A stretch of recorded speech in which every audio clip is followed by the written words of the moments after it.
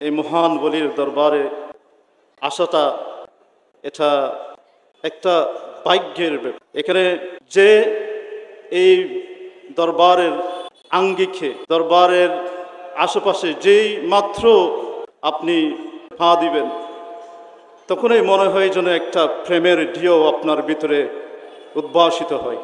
আমার অত্যন্ত সৌভাগ্য যে আপনাদের সাথে এখানে এসে দোয়া নেওয়ার জন্য দাঁড়িয়েছি। এই মহান দরবার এটা শুধু আধ্যাত্মিক একটা আধ্যাত্মিকতার শুধু দরবার নয়, এটা শরীয়তের এবং মহানবী সাল্লাল্লাহু আলাইহি ওয়াসাল্লাম হুজুর সাল্লাল্লাহু আলাইহি ওয়াসাল্লামের সুন্নতের উপর অবিচল থাকার একটা মহান দরবার। প্রত্যেকটা কাজ এইখানে আল্লাহ রসুল সাল্লাল্লাহু আলাইহি ওয়াসাল্লামের সুন্নত অনুযায়ী পরিচালিত হচ্ছে।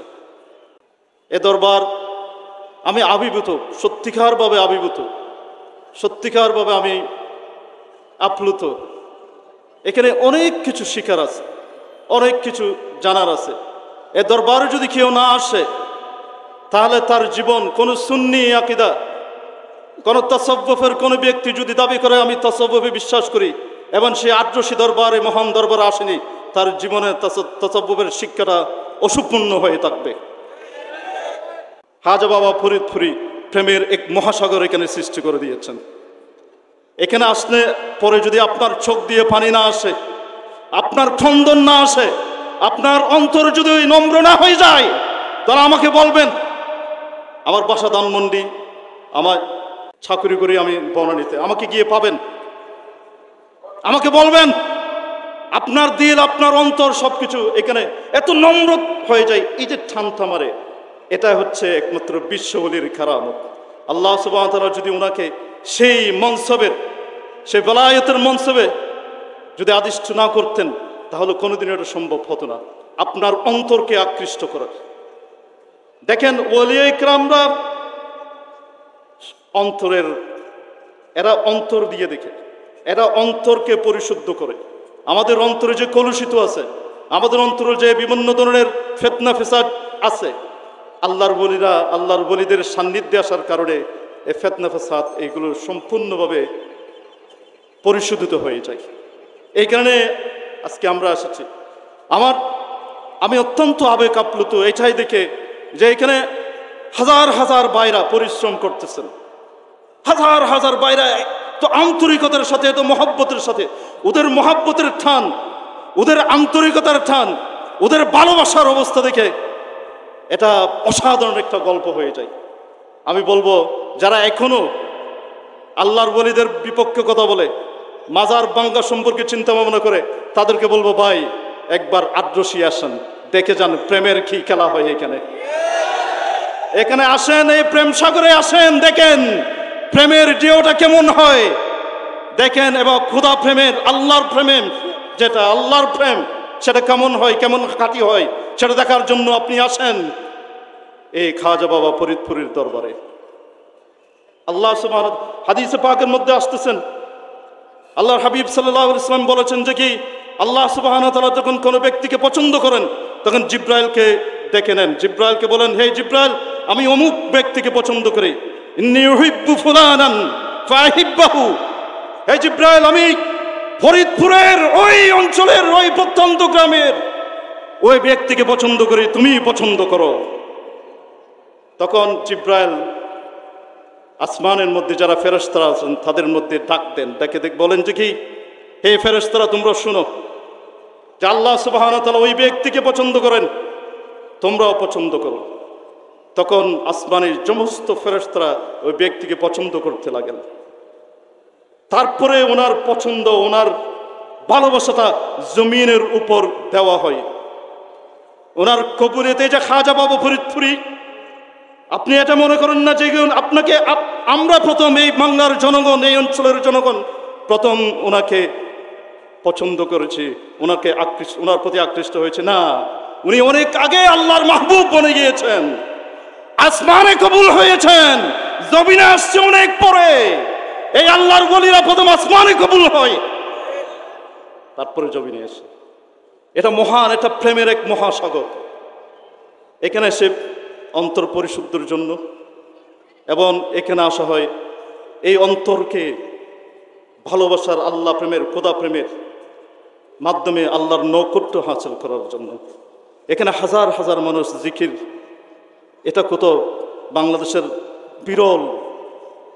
এখানে যখন আল্লাহু আল্লাহ করে জিকির মারে, আমি আমার পাশে একজনকে বলতেছিলাম যে কেন জানে আমার মনে হচ্ছে, আমি তো অত্যন্ত নগণ্য গুণাগার, অপদার্থ, কিন্তু কেন জানে মনে হচ্ছে যখন আপনারা জিকির করতেছিলেন না, তখন মনে হচ্ছে এখানের আকাশ বাতাস গাছপালা পশু পক্ষী সব আল্লাহু আল্লাহু করে জিকির করতেছে। এটাই হচ্ছে প্রেমের ডাক।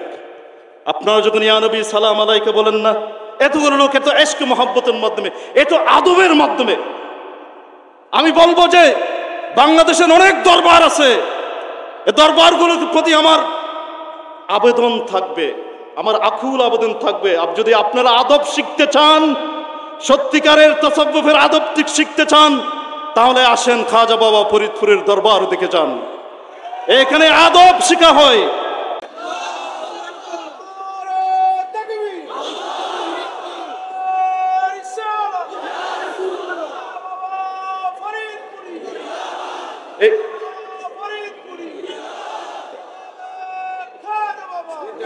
এখানে দেখেন,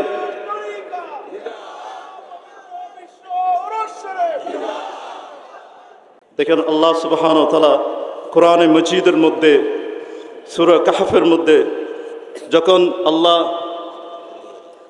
আসহাবে কাহফের বর্ণনা দিচ্ছিলেন, তখন সেখানে কুকুরের বর্ণনাও দিয়েছেন। কুকুর, আল্লাহ সুবহানাহু ওয়া তাআলা কোরআনে মজিদের মধ্যে বলতেছেন, বিসমিল্লাহির রহমানির রহিম, ওয়া কালবুহুম বাসিতুন